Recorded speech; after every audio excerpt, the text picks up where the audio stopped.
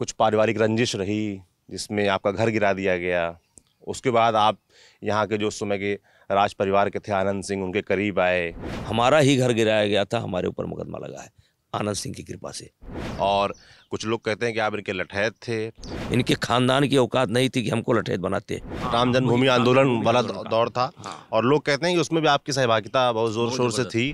तो गैती फरुआ इसे हाथ हाथ से पहुंचाया गया और फिर कहा गया होल करो होल करो होल करो, और करते करते जब एक होल हो गया तो उसी फार्मूले से वो तीनों ढांचा गिर गया। हमने गिराया नहीं है। क्या हुआ था उस चुनाव में? टिकट किसने दिलाया भाजपा से? आज तक कभी भी मैंने टिकट नहीं मांगा है, कोई एप्लीकेशन नहीं दिया है। कि आप भी वहाँ थे और गोली आप पर चली थी, वो सामने आ गया, ऐसा लोगों ने बताया। नहीं। मेरे जीवन में मेरे हाथ से एक हत्या हुई है। लोग जो कुछ भी कहें, मैंने एक हत्या की है।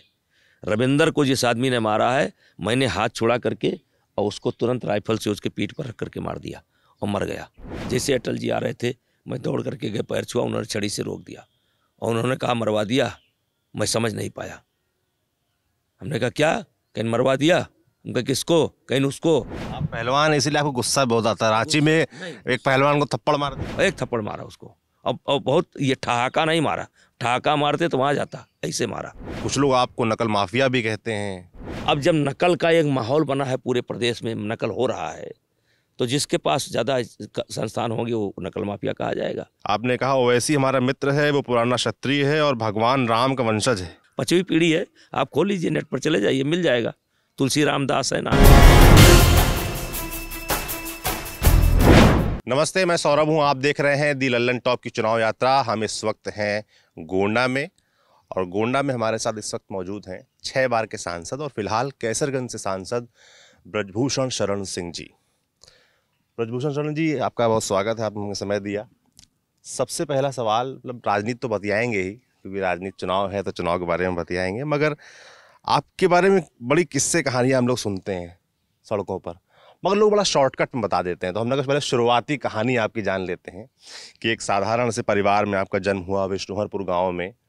उसके बाद लोग कहते हैं कि कुछ पारिवारिक रंजिश रही जिसमें आपका घर गिरा दिया गया। उसके बाद आप यहाँ के जो उस समय के राज परिवार के थे आनंद सिंह, उनके करीब आए और फिर राजनीति में सेटल हो गए। शुरुआती कहानी क्या है आपकी? देखिए, सन 1858 में हमारा परिवार अंग्रेज़ों से लड़ते हुए यहाँ आकर के बसा। इन लोगों को छोड़ना पड़ा, पूर्वा तहसील था हमारे पूर्वजों का, उन लोगों को यहाँ पर छोड़ना पड़ा। और फिर हमारे चचेरे बाबा, मतलब बाबा के भाई, 52 में यहाँ से विधायक हुए कांग्रेस से। और वो उस समय के पढ़े लिखे लोग थे। BA LLB उनका पूरा नहीं हुआ था, तभी वो गिरफ्तार कर लिए गए थे। और उनका जो प्रेम था वो गांधी ग्रुप से नहीं था। उनका संबंध जो देश के अन्य नेताओं से, जैसे सुभाष चंद्र बोस हुए गए, या उनके उनके वो लाइन थी। और जहाँ पर आप बैठे हैं, यहाँ पर हम लोग बचपन में किस्से सुनते थे। हम लोगों की आजी और ये लोग बताती थी कि जिस समय आज़ादी का संघर्ष चल रहा था, तो और यह 1857 के बाद, काफ़ी दिन की बात होगी, तो यहाँ बहुत से लोग बंगाल से और जगह से जो क्रांतिकारी थे वो आते थे और यहाँ घी का व्यापार करते थे, दिखाने के लिए घी का व्यापार करते थे। और यह छिपने का बहुत अच्छा इलाका था। तो हमारा परिवार उनसे जुड़ा रहा और उसी में बाबा की गिरफ्तारी भी हुई। और मेरे बाबा, चचेरे बाबा हैं, उनको एक ही संतान थी और उसकी तबीयत खराब थी और केवल चिट्ठी लिखना था, एप्लीकेशन। उन्होंने कहा कि सरकार को हम सरकार नहीं मानते, हम चिट्ठी नहीं लिखेंगे, और मजबूत सिंह नाम था लड़के का, मर गया। जहाँ तक मेरी बात है, तो 52 में जब वो विधायक थे, तो 52 में वो चल करके विधायक हुए और नेहरू जी आए थे ट्रेन से गोंडा। तब उन्होंने सूचना दिया था कि चंद्रभान शरण सिंह फला तारीख को छूटेंगे। आज़ादी के बाद ये लोग छूटे थे और फिर ये लोग कांग्रेस ज्वाइन किए। और ठक ठक बंद करो। कांग्रेस ज्वाइन किए, चुनाव लड़ी। ये यहाँ पर एक जो बात आगे भी आएगी, जो राजा मनिकापुर हैं, इनके पिताजी का नाम था राघवेंद्र प्रताप सिंह और राजनीति में बहुत प्रभावशाली आदमी थे। उनसे इनकी अनबन हो गई किसी मुद्दे पर, और मुद्दा ये था कि मनिकापुर में राजा के आदमियों ने कुछ लोगों के घर जला दिए थे। तो चंद्रभान गुप्ता जी चीफ मिनिस्टर थे, उनको वो आए थे मौके पर, और मौके पर इन्होंने राजा को ललकारा था कि ये हरकत अगर बंद नहीं करोगे तो हम तुम्हारा ऐसे फुकवाएंगे। और संजोग से 54 में उनकी मृत्यु हो गई, और तब से उस परिवार ने हम लोगों को दुश्मन मान लिया। हम लोग यहाँ बहुत बड़ी हैसियत में तो नहीं थे, लेकिन ठीक ठाक हैसियत में थे। हम जमींदार नहीं थे, सामान्य परिवार ही थे, लेकिन ठीक ठाक थे। लेकिन जब राजा ने अपना दुश्मन मान लिया, और उसी समय ये संजोग बनता है कि हमारे चचेरे बाबा की मृत्यु होती है, और लोग कोई इतने प्रभावी नहीं थे जो राजनीति को वो करें, तो परिवार थोड़ा संकट में आ गया। अब जैसे हमें जानकारी है, जो बताया जाता था कि हमारे चचेरे बाबा का जब देहांत हुआ था तो तेरही करने के लिए पैसा नहीं था, तो एक जीप थी उनके पास, जीप और एक बंदूक थी, दोनों बेच करके तब तेरही हुई थी। और उसके बाद संजोग ऐसा बना कि राजा मनिकापुर का प्रभाव पूरे जनपद पर हो गया, और मतलब जिसको चाहें वो विधायक बनावें, जिसको चाहें वो बिगाड़ें बनावें। और राजाओं की मानसिकता होती है कि एक बार अगर किसी ने उनका विरोध कर दिया तो माफ़ नहीं करते हैं। तो हमारे परिवार को शत्रु मान लिए। उधर पता नहीं क्या विडंबना थी कि हम 6 भाई थे, और हमारे एक एक करके किसी साजिश के तहत नहीं, 3-4 भाई मर गए, 4 भाई मर गए, और हम 2 भाई बचे। तो हमारे गांव में, आप जिस जहाँ पर बैठे हैं, यहीं पर एक सज्जन थे जो आज नहीं है, उनको राजा ने इस्तेमाल किया और घेराबंदी हम लोग हमारे परिवार की करना शुरू कर दिया। और यहाँ के कुछ लोग थे जो एक तो दोहरा मार चल रहा था, एक तो भाई सब मर जा रहे थे, दूसरा हम थोड़ा आगे निकल रहे थे। तो जा करके कुछ लोग बताते थे कि उस लड़के वही लड़का मतलब जैसे कृष्ण के प्रति कंस का नज़रिया था, तो लोगों ने जा करके नज़रिया बनाया। अभी आपने कहा था कि मैं मनिकापुर राजा के करीब आया, मैं मनिकापुर राजा के करीब कभी नहीं था। जान पहचान जरूर थी, क्योंकि मेरे बाबा कांग्रेस से विधायक थे, और छात्र राजनीति में जब साकेत महाविद्यालय से निकले तो हमारे मन में भी इच्छा हुई कि राजनीति करें। तो कांग्रेस में अपना हाथ पैर हम मार रहे थे। कब की बात है? ये बात होगी 78-79 की, 77-78 कह लीजिए। तो हम भी कांग्रेस में हाथ पैर मार रहे थे, और वो भी कांग्रेस के नेता थे। तो एक बार मुझको युवक कांग्रेस का अध्यक्ष संजय सिंह ने बनाया था। इन्होंने जा करके 5 मिनट के अंदर जो है उसको कैंसिल कराया। और ये जब कहते हैं, एक बार मैं एक अधिकारी से मिलने गया, वो अधिकारी ने कहा कि आप राजा साहब के तामीरदार या ऐसे कुछ थे। मैंने उस अधिकारी के सामने मतलब गाली तो नहीं दिया, लेकिन बड़े अच्छे शब्दों का प्रयोग किया। तो ये कहना कि मैं कभी उनके करीब था, मैं कभी उनके करीब नहीं था, और मेरा उनसे हमेशा विरोध था, क्योंकि ये माना जाता है कि हमारे बाबा की जो मृत्यु हुई थी उसमें इनका बहुत बड़ा योगदान था, परोक्ष या अपरोक्ष योगदान था। हुआ ये था कि विधानसभा चल रही थी, तो उसी दिन आकर के इन लोगों ने कोई बैठक यहाँ किया गन्ना का, तो विधानसभा में भी भत्ता मिला, और गन्ना का भी 10 रुपया 5 रुपये कोई भत्ता उनके नाम से निकल गया। इसी को लेकर के 420 का मुकदमा दायर किए, और उसी बात को लेकर के वो साक में जा कर के वो मर गए, क्योंकि वो इतने ईमानदार थे कि वो कभी रिक्शा पर नहीं चलते थे। कहते थे रिक्शा इंसान चलाता है, हम उस पर नहीं बैठेंगे, बैलगाड़ी पर बैठ, उस पर इक्का पर बैठते, लेकिन रिक्शा पर नहीं चलते थे। बड़े सिद्धांतवादी आदमी थे। मृत्यु हो गई, तो इनके करीब जाने का कोई सवाल ही नहीं था। हाँ, ये था कि बाबा कांग्रेस में थे, ये बाद में कांग्रेस में आए थे, इन लोगों का अपना एक दल था, ये स्वतंत्र पार्टी। तो इसलिए हम कांग्रेस को अपना घर समझते थे, तो कांग्रेस में हाथ पैर मार रहे थे। लेकिन कांग्रेस में इनका बहुत ज़्यादा प्रभाव बढ़ चुका था, इसलिए हमको तो राजनीति करनी थी। ये लोग कहते हैं कि आप मतलब लोग ऐसा कहते हैं कि आप इनके करीबी थे, और कुछ लोग कहते हैं कि आप इनके लठैत थे, और कुछ लोग ये कहते हैं कि फिर आप जब राजनीति में आपकी महत्वाकांक्षा जागी कि अब राजनीति में मुझे आगे बढ़ना है, तब आप गन्ना डायरेक्टरेट का चुनाव लड़े या ब्लॉक प्रमुख का चुनाव लड़े, और इसमें इन्होंने आपका साथ नहीं दिया, इसलिए आपने साथ छोड़ दिया। लोग ऐसा कहते नहीं हैं। सुनिए, देखिए मैं इनका कभी लठैत नहीं था, और इनकी औकात नहीं थी कि हमको लठैत बनाते। इनकी औकात इतनी नहीं थी। इनका विरोध हमारे बाबा ने किया, और मैं भी शुरू से विरोध कर रहा था। और छात्र राजनीति में जब मैं सक्रिय था, तभी इन्होंने मेरी हत्या कराने का भी प्रयास किया। विश्वनाथ प्रताप की गवर्नमेंट थी, और इसी पुल पर मेरा इनकाउंटर कराने का प्रयास इन्होंने किया। जो ये लोग कहते हैं, ये राजाओं का एक वो होता है, भभक होता है कि जिसको बताओ अपना लठैत बता दो, किसी को नौकर बता दो, किसी को चाकर बता दो। इनके खानदान की औकात नहीं थी कि हमको लठैत बनाते। हम इनको कुछ नहीं समझते थे।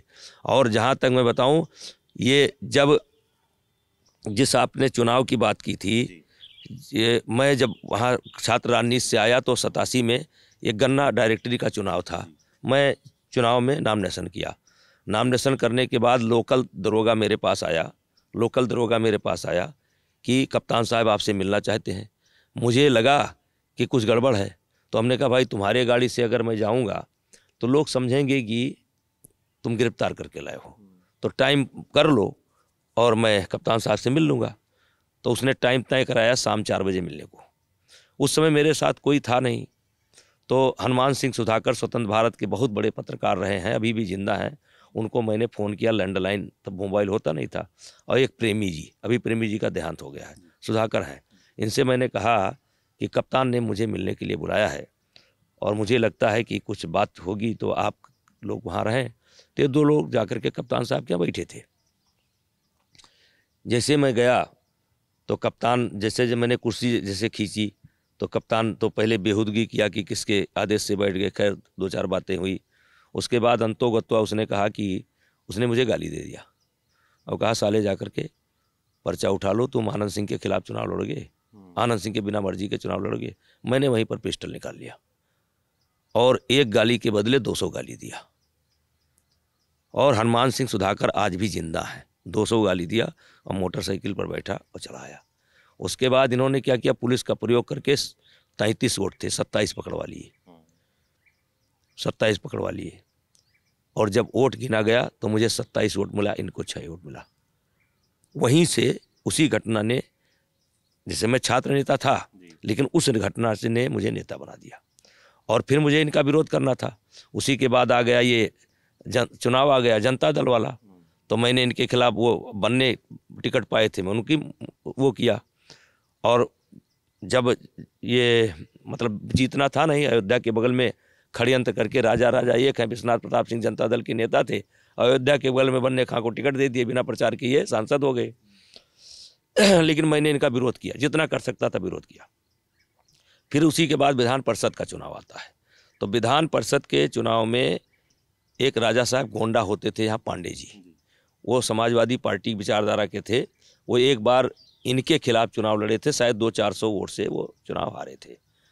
तो मैं गया, उनसे मेरा बहुत अच्छा संबंध था, पुत्रवत मुझको मानते थे, क्योंकि वो भी राजा के विरोधी थे और हम राजा के, वो हमारे बाबा के पीढ़ी के थे।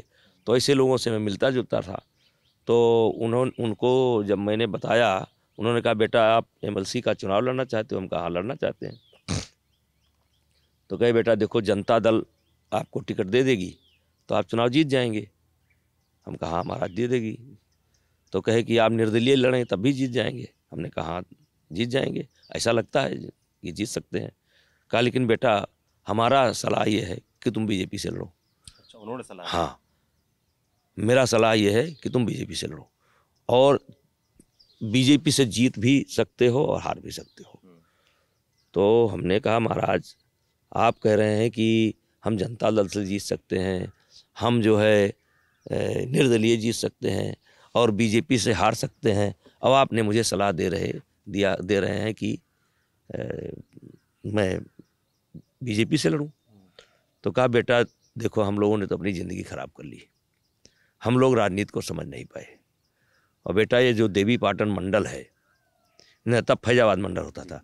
कहा ये जो इलाका है अपना, यहाँ तुम्हारी ज़रूरत है। और यहाँ पर उस समय मुन्नन खां का बहुत टेरर होता था, मुन्नन खां का और रिजवान का बड़ा टेरर था।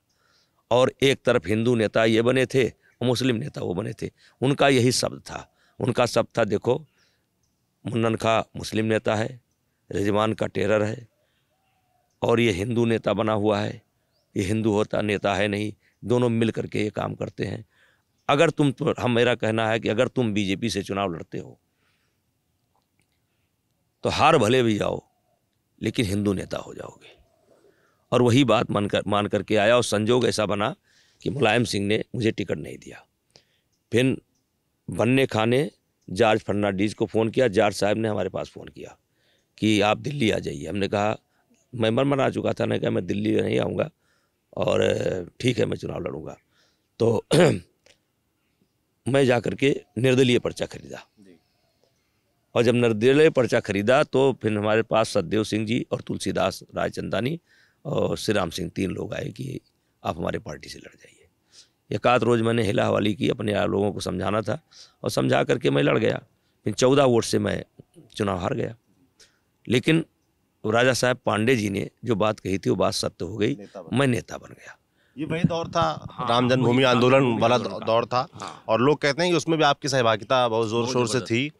और जो बाद में विवादित भूमि गिराने के जो 40 आरोपी बनाए गए, उसमें भी आप शामिल थे। तो क्या जिस दिन गिराया गया वो स्थल, उस दिन आप वहाँ मौजूद थे? क्या पूरी कहानी, क्या इन्वॉल्वमेंट था? देखिए, मैं वहाँ पर 15 दिन पहले से मौजूद था, क्योंकि वहाँ जो निर्माण कार्य हो रहा था, वहाँ मैं 1-2 महीना पहले से जाता था रोज़। वहाँ जो निर्माण कार्य हो रहा था, उसका जो ठेका था वो हमारे एक आदमी को मिला हुआ था, परिचित था, और कोई उसको दिक्कत ना हो तो हम लोग रोज़ शाम को वहाँ बैठते थे। जहाँ तक उस दिन की बात है, 10 बजे के आसपास जब कार सेवक, पहली बात तो ये बता दूं कि ढांचा गिराने का कोई इरादा किसी का नहीं था, और ना इसकी तैयारी थी। हुआ ये कि आडवाणी जी ने कहा था कि यह कार सेवा प्रतीकात्मक नहीं होगी, क्योंकि जो निर्माण हो रहा था वो पहले कुछ लोगों की ज़मीनें थीं, जिसको विश्व हिंदू परिषद ने या जो ट्रस्ट ने उसको खरीदा था, फिर उसी का अधिग्रहण हुआ था। तो निर्माण वहाँ हो रहा था, इस ढांचे से दूर हो रहा था, और आडवाणी जी को पूरा विश्वास था कि ये निर्माण चलता रहेगा। और इसी बात को लेकर के हाई कोर्ट में कोई एक डेट पड़ी थी, शायद 5 दिसंबर को ही, और आडवाणी जी को ये था कि अगर जजमेंट आ जाएगा कि अधिग्रहण अवैध है तो भाई ज़मीन के मालिक हम हैं, कोई बात नहीं, निर्माण चलेगा। और अधिग्रहण अगर वैध है तब भी काम चलेगा, क्योंकि उत्तर प्रदेश में सरकार थी। तो किसी को अंदाज़ा नहीं था। और उस दिन की स्थिति ये थी कि सारे नेताओं के समझ में नहीं आ रहा था कि क्या होगा, तो भारी भीड़ थी। तो जब कार सेवक आए तो उनको टालने के लिए कहा गया कि आप सरजू जी जाइए। तो सरजू जी गए तो जल ले आइए और कुछ लोग बालू ले आइए। लोगों ने समझा कि चलो भाई ये धार्मिक अनुष्ठान है, तो 1-2 चक्कर गए, लेकिन 2-3 किलोमीटर का जब चक्कर मारे और जब दूसरी बार तीसरी बार भेजे तो वो गाली दे करके हमला कर दिए। और जब हमला कर दिए तो सबके हाथ पैर फूल गए। तो वहाँ गैती फरुआ जो था वो बृजभूषण सिंह ने दिया था, कोई संसाधन नहीं था किसी के पास उसको गिराया जाए। कृष्णा गोयल का काम चल रहा था, स्टोर को हम देवेंद्र सिंह शंकर दास ने तोड़ा, वहाँ से निकाल करके गैती दिया, फरुआ दिया, गैती दिया, फरुआ दिया। और फिर हम ही लोगों ने ये बताया, हम ही चिल्ला रहे थे कुछ लोग, क्योंकि इतनी भीड़ थी कि हम वहाँ तक नहीं पहुँच सकते थे, जो जहाँ था वहाँ थम गया था। तो गैती फरुआ ऐसे हाथ हाथ से पहुँचाया गया और फिर कहा गया होल करो, होल करो, होल करो। और करते करते जब एक होल हो गया तो उसी फार्मूले से वो तीनों ढांचा गिर गया। हमने गिराया नहीं है, लेकिन पूरे गवाह हैं हम लोग। 10 बजे रात तक हम लोग थे और गैती फरुआ हमने दिया है। उस समय किसी के पास कुछ नहीं था। स्टोर हमने शंकर दास ने, आज हमारे बीच में नहीं है, देवेंद्र सिंह आए, और किस नेताओं की क्या स्थिति है वो बताने लायक नहीं है। आज जो बड़े बड़े सूरमा बने घूमते हैं ना, भाग गए थे सब, तो जनता ने किया। और बस इच्छा नहीं थी संगठन की, जहाँ तक मैं जानता हूँ इच्छा नहीं थी। तो फड़ुआ आपने लिया। हाँ, गैती फड़ुआ हमने दिया। उसके बाद दौर आया 1991 का, चुनाव है, और इसी पूर्वांचल के एक पहलवान और हैं, राजनारायण को जायंट किलर कहा जाता है, इंदिरा गांधी को हरा दिया था। अब आपका एक और पहलवान का जायंट किलर बनने का वक्त आया और राजा आनंद सिंह को आपने पटक नहीं दे दी। क्या हुआ था उस चुनाव में? टिकट किसने दिलाया भाजपा से? नहीं, टिकट देखिए उसके बाद जब मैं जुड़ा तो अच्छे से जुड़ा। तो राम जन्मभूमि के जितने भी कार्यक्रम होते थे उस कार्यक्रम में मैं रहा। और साकेत एक बहुत बड़ा शिक्षा का केंद्र होता था यहाँ। वहाँ बस्ती से, बहराइच से, गोंडा से, फैजाबाद से, आजमगढ़ से एक केंद्र होता था। पहले यूनिवर्सिटी वगैरह से, इलाहाबाद यूनिवर्सिटी है या लखनऊ यूनिवर्सिटी है, वहाँ जो नेता होता था वो कम से कम उसकी जान पहचान 25, 30, 40 जिलों में हो जाती थी। तो मैं लोकप्रिय था। दाग भी मेरे ऊपर लग चुका था लेकिन लोकप्रिय था। और कुछ ऐसी घटनाएं घटी कि उसी बीच में, जैसे इंटर कॉलेज में जब मैं इंटर में पढ़ रहा था तो मेरा घर गिरा दिया गया। और मैं पहला मुकदमा ऐसा सौभाग्यशाली आदमी हूँ मैं कि 307, 395, 397 मेरे ऊपर जो लगा है, हमारा ही घर गिराया गया था, हमारे ऊपर मुकदमा लगा है आनंद सिंह की कृपा से। और 7 दिन जेल में रहा हूँ। और उसके बाद तो सिलसिला बहुत लंबा चला।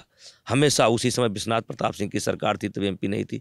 मेरे इनकाउंटर का भी प्रयास इन लोगों ने किया। खैर, भगवान की कृपा थी। हम तो ये कहते हैं कि ईश्वर ने जितनी मदद मेरी की है उतनी मदद शायद किसी की नहीं की हो। जिस दलदल से मैं निकला हूँ, चाहे मैं दलदल में जान पूछ करके गया या दलदल में परिस्थिति बस चला गया, लेकिन जिस दलदल में मैं गया उस दलदल से अगर कोई निकला है तो उसमें से एक मैं हूँ। मैं देखता हूँ अगल बगल, जल्दी निकलना आसान नहीं है। ये भगवान की कृपा थी कि निकल आया। और 91 के टिकट की बात है कि कौन दिलाया, 91 तक मेरा बहुत कुछ रोल हो चुका था। आडवाणी जी की मैंने यात्रा, हाँ नहीं रथ यात्रा नहीं, मैंने अपने गाड़ी पर बैठा करके वैशाली से ला करके गाड़ी पर ला करके फैजाबाद से फिर लखनऊ मैंने किया था। और उस समय मेरी जान पहचान कार सेवा के दौरान उमा भारती से हो चुकी थी, मैंने उनकी मदद किया था। अशोक सिंघल जी मुझे पुत्रवत मानते थे, परमहंस जी मुझे पुत्रवत मानते थे, अवैधनाथ जी मुझे पुत्रवत मानते थे, क्योंकि मेरा अयोध्या में बहुत प्रभाव था। छात्र जीवन में भी ही मेरा अयोध्या में बहुत प्रभाव था। साधु संतों में मेरा बहुत प्रभाव था। और हम खुद नहीं समझ पाते कि हम कहाँ कहाँ कैसे करते थे। दोपहर तक कुछ करते थे, शाम को अखाड़े पहुंच जाते थे, सुबह हनुमान जी की आफत, मतलब चारों तरफ का मामला था। मैंने बड़े बड़े नेताओं की पंचायत कराई है अयोध्या के अंदर। हाँ, तो टिकट मुझको बीजेपी ने कोई वो नहीं, मैं मांगने भी नहीं गया। मैं अकेला व्यक्ति हूँ। मैं कह सकता हूँ कि आज तक कभी भी मैंने टिकट नहीं मांगा है, कोई एप्लीकेशन नहीं दिया है। चर्चा जो चुनाव आता, पहले तैयारी करना शुरू कर दे, पार्टी दे देती है। तो मैंने कभी टिकट नहीं मांगा, पार्टी ने टिकट दिया। और क्योंकि आनंद सिंह उस समय बहुत प्रभावशाली थे, जो 4-5 नाम था कि जैसे ये इंदिरा जी नहीं हारेंगी, एक HKL भगत नहीं हारेगा, एक अरुण नेहरू नहीं हारेंगे, एक आनंद सिंह नहीं हारेंगे, ऐसे 3-4 सीटें थी। तो जब मैं पहला चुनाव इनके बारे लड़ने के लिए सोचा और या चर्चा किया तो लोग कहते थे कि हम पागल हो गए। और फिर हम लड़े और बहुत अच्छे वोट से जीते, 1,13,000 वोट से जीते। तब इन लोगों के समझ में आया और तब से भगवान की कृपा है, चल रहा है। बात करते हैं इस क्षेत्र के एक और बड़े नेता की, विनोद कुमार सिंह उर्फ पंडित सिंह की। लोग कहते हैं कि कुछ लोग कहते हैं कि आपके बड़े अच्छे मित्र थे, कुछ लोग कहते हैं कि आपके सबसे बड़े दुश्मन थे। तमाम तरह की कहानियां क्षेत्र में चलती हैं। आपसे मैं जानना चाहता हूं, क्या है कहानी? देखिए, विनोद कुमार पंडित के एक सगे भाई थे जिनका नाम था रविंदर सिंह। आप उनके साथ ठेकेदारी भी करते? रुकिए। रविंदर सिंह और मंजू सिंह, अवधेश प्रताप सिंह और हम 3 लोग एक कॉमन मित्र थे। और रविंदर सिंह एक बहुत अच्छे सेवा बरदार थे, मतलब हमारी भावना को बहुत अच्छी तरीके से समझते थे।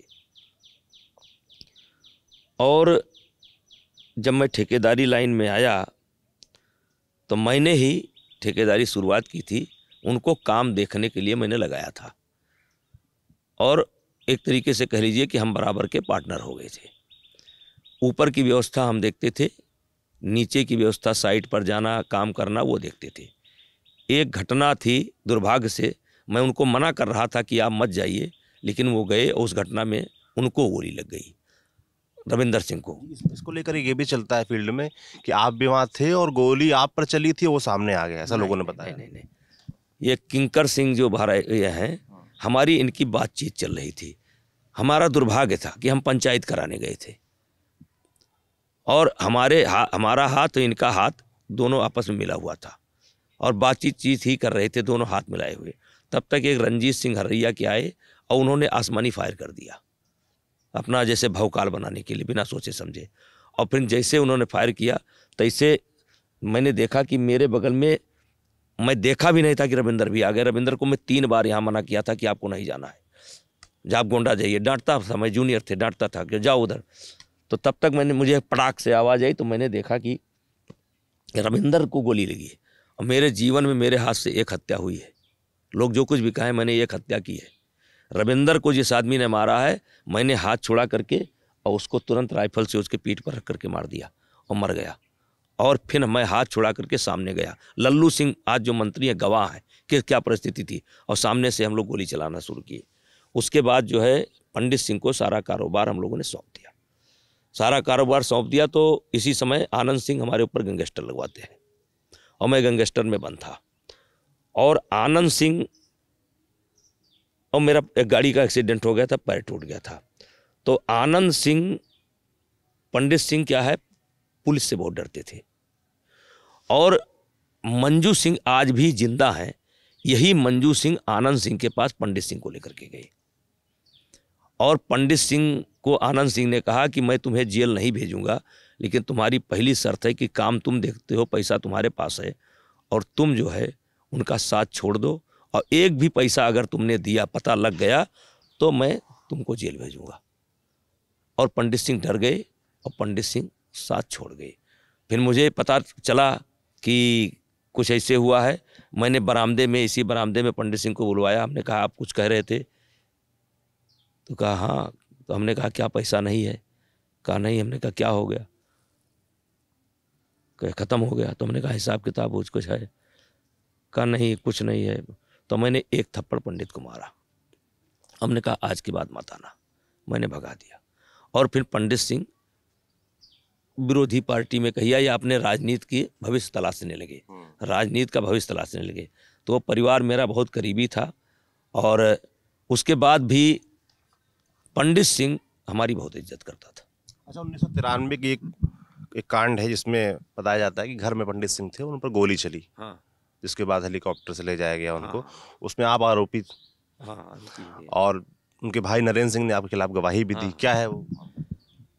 नहीं, वो गोली चली थी उनके ऊपर और चूंकि दुश्मनी उनसे मेरी थी तो लोग तो कहेंगे कि हाँ हमने ही चलवाई, लेकिन पंडित सिंह इस समय नहीं है और एक समय था वो छोटे भाई की तरह था। और भगवान मुझको माफ़ करें, बोलना पड़ रहा है, कम से कम 10,000 आदमी होंगे जिनका पैसा पंडित सिंह ने अभी तक नहीं दिया है। 10,000 आदमी जिससे संबंध हो जाता था उससे बेईमानी जरूर करते थे। अभी मरने के पहले हमने उनकी मदद की थी। इस चुनाव में जो लोकसभा का चुनाव लड़े थे, और जाकर के मंजू सिंह से पूछ लीजिएगा। एक दिन मंजू सिंह का फ़ोन आया कि भैया, हम कहा क्या है? कहे पंडित सिंह बैठे हैं। तो हम कहा क्या हो गया? तो कहीं पैसा मांग रहे हैं। तो हमने कहा कितना? कहीं 1 करोड़। तो हमने कहा यार ये इसके पास तो बहुत पैसा है, क्यों मांग रहा है? कहा नहीं ये इस समय नहीं है, तो कह रहे हैं कि 10 दिन में वापस कर देंगे। हमने कहा मंजू सिंह, जिसका है लिया है कभी दिया नहीं है, अब अगर नहीं देगा तो तुम ही को देना पड़ेगा, और सोनू सिंह यहीं पर आपको मिलवा देंगे। ये गए, मेरा बोल चाल नहीं था, लेकिन उसने मांगा कि मुझे ज़रूरत है। मैंने 1 करोड़ रुपये भिजवाया और 25 लाख वापस किए थे, 75 नहीं वापस किए, मर गई। अब मंजू सिंह से मैं मजाक करता हूँ कि 2, उनके परिवार वाले भी जानते हैं, नरेंद्र भी जानते हैं, सब जानते हैं। मैं किसी राजनीति के तहत उनके उसमें नहीं शामिल हुआ था, राजनीति मुझको कष्ट हुआ था, क्योंकि पंडित सिंह वगैरह, ये सच्चाई है कि जब हमारे मुलाकात हुई थी ना, ये जंघिया पहनते थे, बच्चे थे, ये पैर दबाते थे, खाना खिलाते थे, तो हम अपने आप को रोक नहीं पाए, गए। ठीक है, गवाही दिए, लेकिन गोली उनके ऊपर किसने चलाई? 10,000 आदमी हैं कम से कम जो आज भी दुखी हैं, जिस संपर्क हो गया। अब जैसे जाइए, एक उदाहरण के लिए आप आए हैं तो फैजाबाद में अभी फैजाबाद के इधर चलिए, एक बहुत बड़ा होटल बना है, होटल के मालिक है जगदम्बा सिंह, पूछ लीजिए उनका पैसा दिए? तो पता नहीं किसने गोली चलाई, लेकिन मेरी चूंकि फ्रंट पर हम थे इसलिए हमारा नाम लिखाया गया।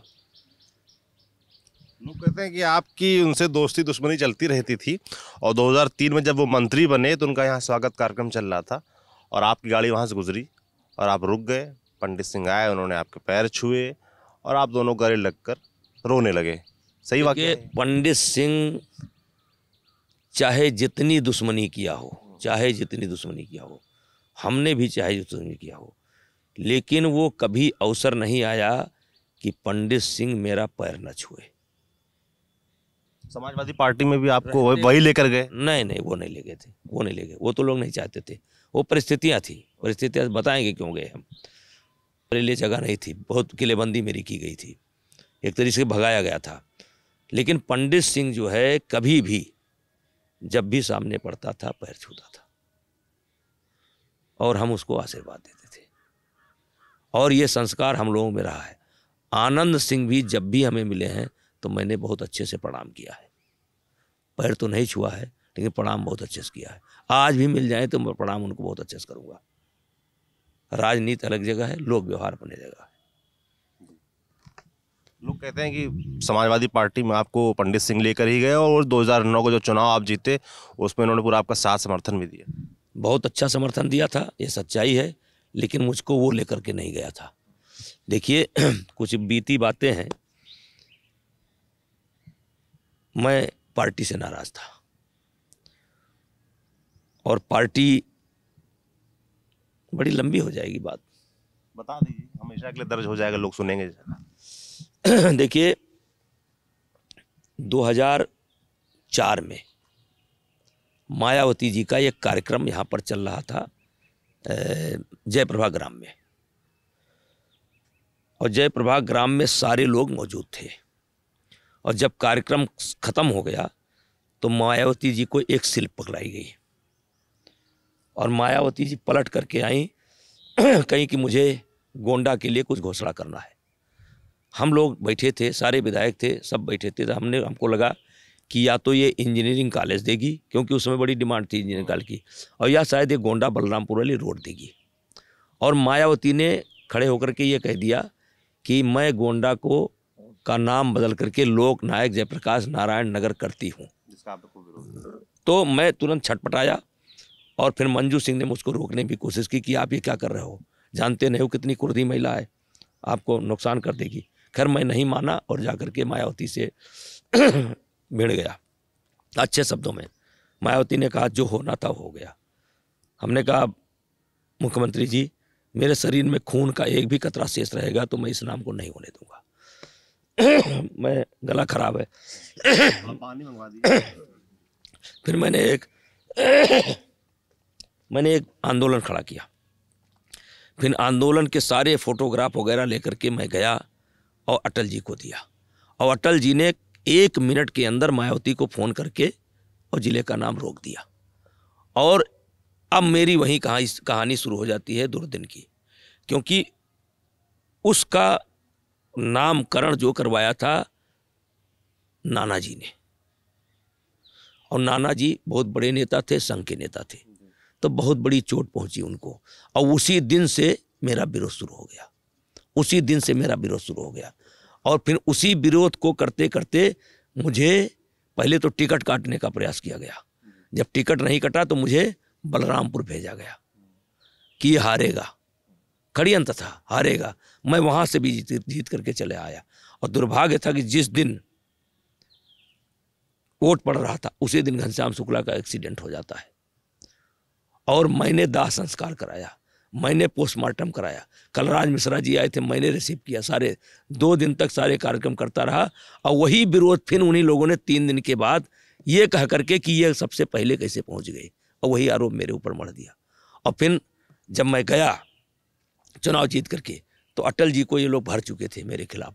और जाते ही हम और आदित्यनाथ जी खड़े थे, जैसे अटल जी आ रहे थे मैं दौड़ करके गए, पैर छुआ, उन्होंने छड़ी से रोक दिया और उन्होंने कहा मरवा दिया। मैं समझ नहीं पाया। हमने कहा क्या? कहीं मरवा दिया? उनका किसको? कहीं उसको? उनका किसको? कहीं गोंडा से कौन लड़ेगा? हम कहा घनश्याम शुक्ला। कहीं हाँ। हम कहा अटल जी, मैं भगवान समझता था आपको, भगवान समझता था। एक्सीडेंट है, जिस समय एक्सीडेंट हुआ 14 आदमी उनके साथ थे, 13 जिंदा है और 13 ब्राह्मण है। अब आप जैसे बड़े आदमी के मुंह से निकल गया कि मैंने मरवा दिया। कहीं लिख कर दोगे, सीबीआई जांच करा दें, लिख कर दोगे? हम कहा देंगे। हमने लिख करके दिया और तुरंत सीबीआई जांच का आदेश हुआ। 3 बार सीबीआई ने फाइनल लगाया उसमें। खैर मुझसे कोई कभी पूछने ही नहीं आया, 3 बार, और हर बार दोबारा जांच, हर बार दोबारा जांच, 3 बार री जांच हुई है। खैर हमसे कोई पूछने नहीं आया। और एक बात सीबीआई के अधिकारी कहते थे, 14 आदमी को पकड़ कर ले जाते थे, तंग करते थे, एक बात कहते थे कि क्यों अपनी फड़वा रहे हो, क्यों नहीं नाम ले देते कि उसने मरवाया है? तब बताइए कैसे रहे हम बीजेपी में। और इसीलिए जब ये समय आया परमाणु करार का, तो मैंने, मुलायम सिंह ने मुझसे संपर्क किया, अखिलेश ने संपर्क किया, मैं उसको जाना था, मैंने वोट दिया और चला गया। और गया और चुनाव जीता। चुनाव में पंडित सिंह ने मेहनत की, सब सपा के कार्यकर्ताओं ने मेहनत की, ऐसा नहीं है, सबने मदद की, जितने भी थे सब उस समय मदद किए और जीता। लेकिन जीतने के बाद जो उन लोगों का काम धाम करने का तरीका था, जो वो था, मेरा नेचर तो था नहीं। मैं तो राम जन्मभूमि से जुड़ा था, मेरी विचारधारा कुछ दूसरी थी। और मैंने जाते ही संकेत दे दिया कि मैं नहीं रहूँगा।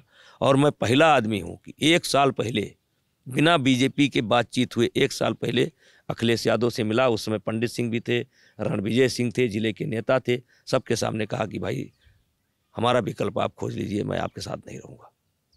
1 साल पहले उनको बता करके छोड़ने आए गेट तक। फिर सोचिए, हमने कहा नहीं, हम सोच चुके हैं, मेरा विकल्प तैयार कर लीजिए, मैं आपके पास साथ नहीं रह पाऊंगा, मेरी नहीं रहेगी। मैं चला आया। 2014 का चुनाव करीब था, लोग बोल रहे, हाँ, लोग जो राजनीति में टर्म इस्तेमाल होता है मौसम वैज्ञानिक का, वो कहते हैं कि आपने भांप लिया था कि नरेंद्र मोदी, जो मोदी लहर है, उसको आपने भांप लिया था कि वो आ रहे हैं। फिर राजनीति में कोई अपराध नहीं है, राजनीति में कोई अपराध नहीं है, लेकिन मैं सपा में रहते हुए भी कभी किसी ऐसे शब्द का नहीं इस्तेमाल किया और अच्छे शब्दों का ही इस्तेमाल किया। पार्टी में वापसी कैसी हुई? पार्टी में वापसी हो गई ना, उसके बाद जो है सीधे मोदी जी का फ़ोन आया, सीधे मोदी जी का फ़ोन आया कि आप जो है क्या कर रहे हो? हमने कहा जो आदेश। उन्होंने कहा अमित शाह से मिलिए। अमित शाह से मिला झांसी में जा करके, और हो गया। मैंने एप्लीकेशन भी नहीं लिखी, मैं टिकट भी नहीं मांगा हूँ, क्योंकि मोदी जी ने बाद में उससे कहा कि तुम हमसे क्यों नहीं बताए। हम कहा माफ़ करिएगा, आप भी कुछ नहीं कर पाते। मैंने कहा कि आप भी कुछ नहीं कर पाते, जो प्रहार मेरे ऊपर हो रहा था। हम गए कहाँ थे? भगाए गए थे। बातचीत फोन पर हुई थी, मिले थे, आमने सामने हुई थी। 2000 माना उन्होंने, माना उन्होंने, माना उन्होंने। कहे आपने मुझसे क्यों नहीं कहा? हम कहा क्षमा करिएगा, आप भी नहीं मदद कर पाते उस वक्त। हाँ, उस वक्त जब अटल जी का मामला था, वो सीधे नाराज थे, तो क्या बचता था? क्या बचता था? अटल जी के नाराज होने के बाद क्या बचता था? हालांकि वो बच निकले थे ना नाराजगी से, इसलिए। हाँ ठीक है, तो वो बड़े लोग थे, इतना गंभीर चार्ज नहीं था उनके ऊपर। फिर एक दौर आया भाई 2014 के चुनाव में, एक बार आप फिर पंडित सिंह के सामने चुनाव में, क्या रहा उस चुनाव का? कैसे कुछ किस्से उसके? कोई खास बात नहीं रही। पंडित सिंह थोड़ा दबाव उबाव बना। 2009 में आपको लड़ाया, 2014 में आप सामने थे। हाँ हाँ, सामने थे। वो उसकी गलती थी, उसको नहीं लड़ना चाहिए था। मैंने कहा था तुम दूसरी जगह लड़ जाओ। कहा था आपने? हाँ, बात हुई थी। हमने कहा तुम कहाँ परेशान हो, लेकिन वो मुगालते में था, लड़ गया। तो देखिए, और लड़ गया। वो कोई ऐसी घटना उस चुनाव में नहीं घटी। अच्छे वोट से मतलब जीते हम। कुछ लोग कहते हैं कि पंडित सिंह और ब्रजभूषण जी में आपसी सेटिंग थी कि आपस में तकरार दिखे, आपस में दोस्ती दिखे और आपस में लड़े और चर्चा में रहें, ताकि क्षेत्र में कोई और नेता डेवलप ना हो पाए, ये लोग आरोप लगाते हैं। ठीक है, लगावें, लेकिन हमने आपके सामने खुल करके सारी बातें रख दी। लेकिन मैं आज भी राजनीतिक विरोध तो कर सकता हूँ, लेकिन अपने राजनीतिक विरोधियों को मैं गाली नहीं दे सकता हूँ। उनके परिवार अगर मिल जाएगा और मैं यात्रा कर रहा हूँ, उनके पास सीट नहीं है तो मैं छोड़ दूंगा। एक बार मुझे याद है कि आनंद सिंह की बेटी यात्रा कर रही थी और इनका कंफर्म सीट नहीं था और मुझे पता लगा, हमने तुरंत अपनी सीट छोड़ दी। तो ये कोई बात नहीं है। लोग कहते हैं कि क्षेत्र में तमाम बड़े नेता हुए, जिसमें सबसे बड़े इस क्षेत्र में आप माने जाते हैं। पंडित सिंह बड़े नेता रहे इस क्षेत्र के, उनकी सरकार रही, आप सरकार में 6 बार के सांसद, मगर गोंडा या इस क्षेत्र का जो विकास होना चाहिए था वो नहीं हो पाया। पिछले 5 साल से बीजेपी की सरकार है, आप बीजेपी के सांसद हैं, क्या काम हुए? देखिए, 5 साल में तो इतना काम हुआ है। अब मेरे पास डाटा नहीं है कि डाटा लेकर के 4-5 बड़े काम तो जैसे आप बता 4-5 बड़े काम मैं आपको बताता हूँ। जैसे बाराबंकी से लेकर के आप बलरामपुर की रोड देख लीजिए, बलरामपुर से लेकर के वो रोड वहाँ की देख लीजिए, फिर आप लखनऊ से लेकर के रुपईडीहा तक की रोड देख लीजिए, आप करनैलगंज से लेकर के हुजूरपुर तक की रोड देख लीजिए, करनैलगंज से लेकर के आर्यनगर मंदिर तक की रोड देख लीजिए,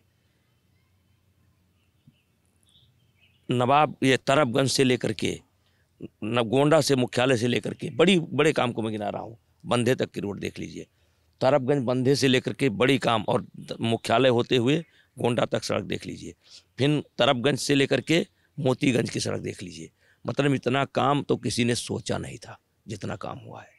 सड़कों के बारे में इतना काम कभी नहीं हुआ। क्षेत्र के नौजवान शिकायत करते हैं कि रोजगार के लिए जो व्यवस्थाएं, कोई इंडस्ट्री, वैसा कुछ नहीं हो पाया। ये है बड़ा सवाल है, ये बड़ा सवाल है। देखो, ये अच्छा सवाल है कि जैसे इंडस्ट्री कैसे लगेगी, जब तक कोई सब्सिडी नहीं देगा, कोई वो नहीं देगा, तब तक नहीं हो पाएगा। पहली बार ऐसा है कि मोदी जी ने एक चिन्हित कराया कि अति पिछड़े जिले कौन है। आपने देखा, संजोग से उसमें गोंडा नहीं आया, बहराइच आया, बलरामपुर आया, श्रावस्ती आया, अति पिछड़े में गोंडा नहीं आया। अब वहाँ पर कुछ ना कुछ काम हो रहा है। और अभी हमारे सरकार का मतलब जो मुख्यमंत्री जी का विचार है कि एक उत्पाद और उसी हिसाब से कोई काम जिले का, ये होना चाहिए। बहुत अच्छी सोच है। और इंडस्ट्री ले दे करके गोंडा में यही अपना शुगर से संबंधित ये है और चल रही हैं, जिसमें बजाज पैसे नहीं दे रही थी। ये शुरू से ही इनका नियम बना है कि 1 साल गन्ना खरीदो, दूसरे साल पैसा दो।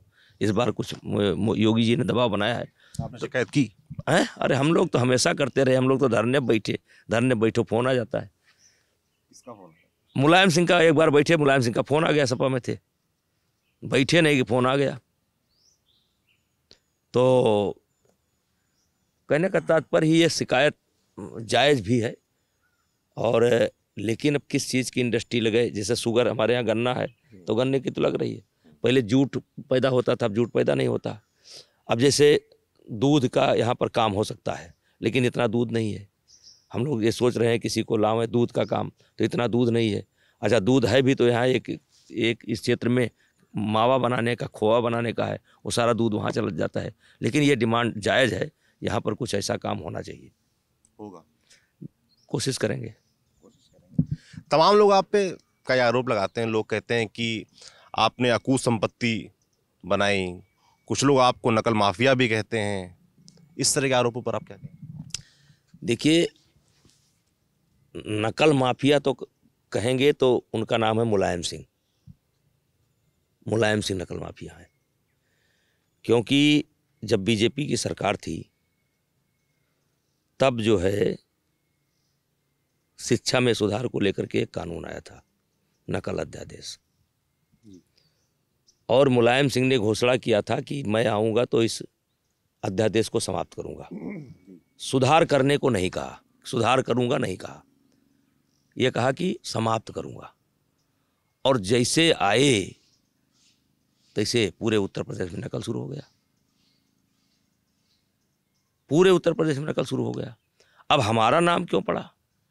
क्योंकि जब मैं राजनीति में आया तो मैंने चिंतन करना शुरू किया कि मेरे बाबा विधायक थे, वो 54 में मर गए,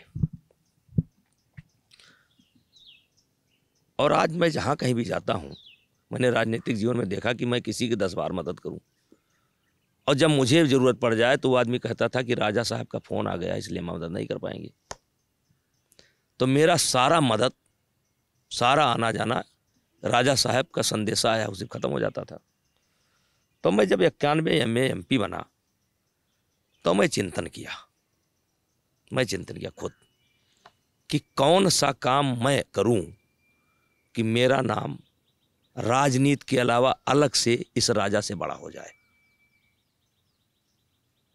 मेरा चिंतन था कि कौन सा काम मैं करूं कि मेरा नाम इससे बड़ा हो जाए, और जो संकट मेरे ऊपर आया कि एक संदेशा मेरे कार्य काम को समाप्त कर देता है, तो अगर राजा का बेटा गांव में जाए, लोग कहेंगे राजा के बेटा आया था, तो हम कौन सा काम करें कि लोग कहें कि नेताजी का बेटा आया था, क्योंकि नेताजी टाइटल मुझे छात्र जीवन से ही मिल चुकी थी। मुलायम सिंह को यह टाइटल बाद में मिली है। अच्छा। हाँ, तो कौन सा काम करूं? तो विचार करते करते मैंने नारा दिया, स्वस्थ गोंडा, साक्षर गोंडा और हरा भरा गोंडा। मतलब स्वास्थ्य, खेलकूद, शिक्षा और वृक्षारोपण। और उसी के तहत मैंने नंदिनी नगर महाविद्यालय पहले खोला, और उसी से भगवान की कृपा से करते मैं खोलता गया। अब जब नकल का एक माहौल बना है, पूरे प्रदेश में नकल हो रहा है, तो जिसके पास ज़्यादा संस्थान होंगे वो नकल माफिया कहा जाएगा। लेकिन नकल माफिया हम नहीं है, नकल माफिया है मुलायम सिंह।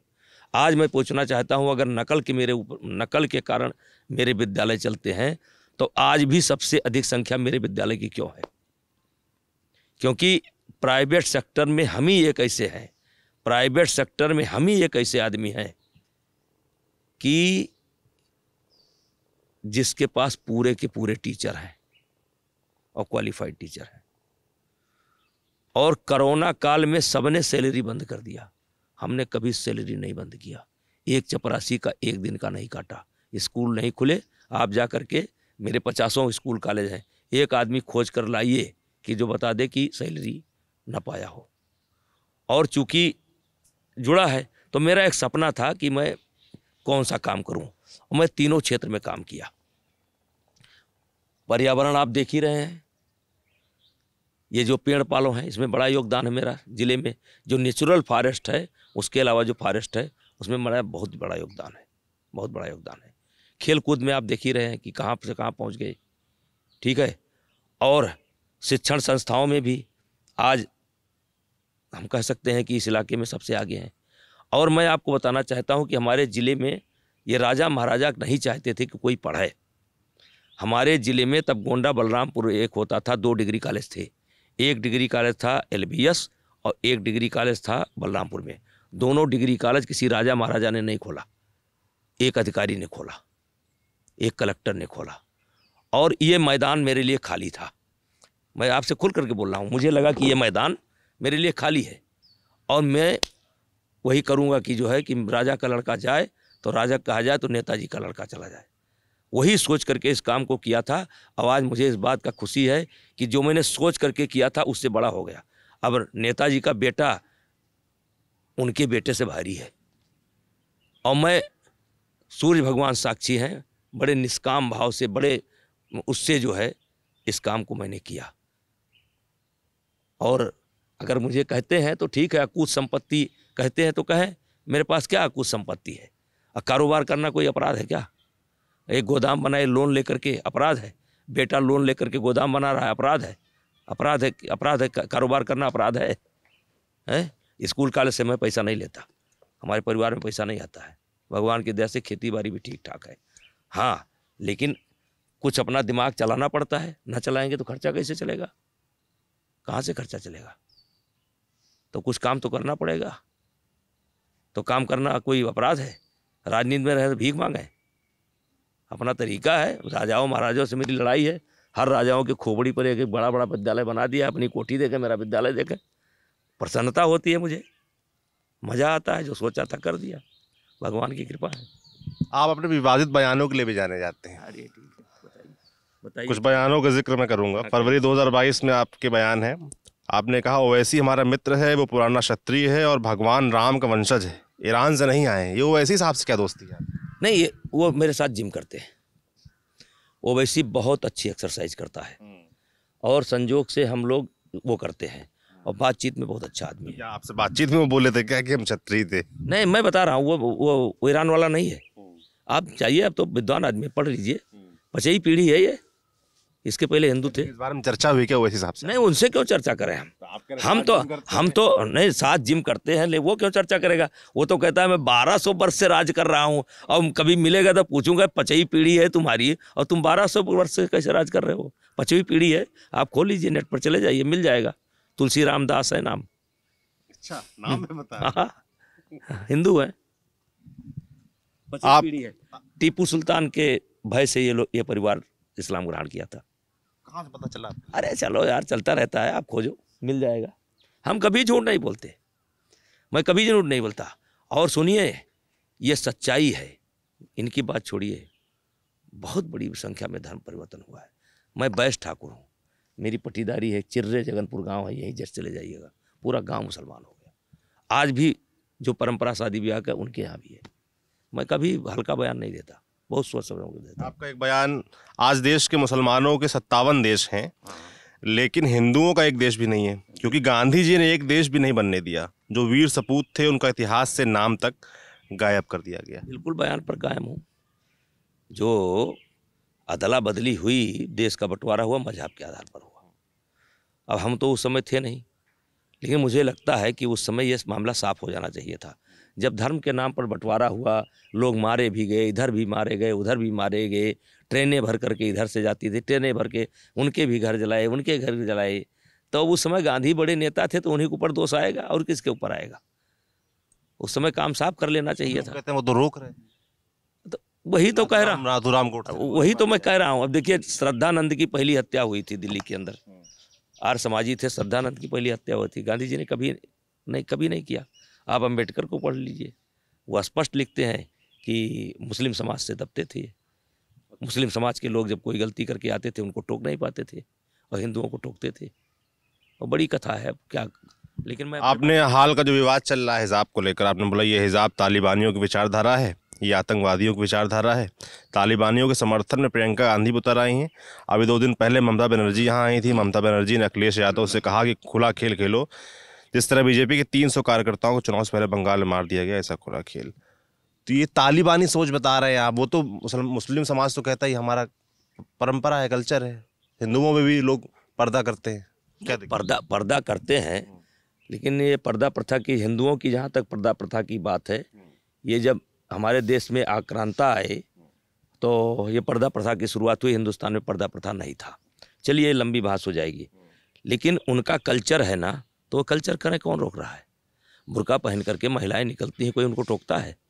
वो करें, उनको कौन रोक रहा है? लेकिन शिक्षण संस्थाओं का भी तो एक नियम है। अब जैसे मान लीजिए आप एयरफोर्स में भर्ती हो जाएंगे, उन महिलाएं एयरफोर्स में भर्ती हो जाएंगी, मान लीजिए आती हैं, आज महिलाएं भी जाने लगी हैं, तो क्या बुर्का ये करके करेंगी?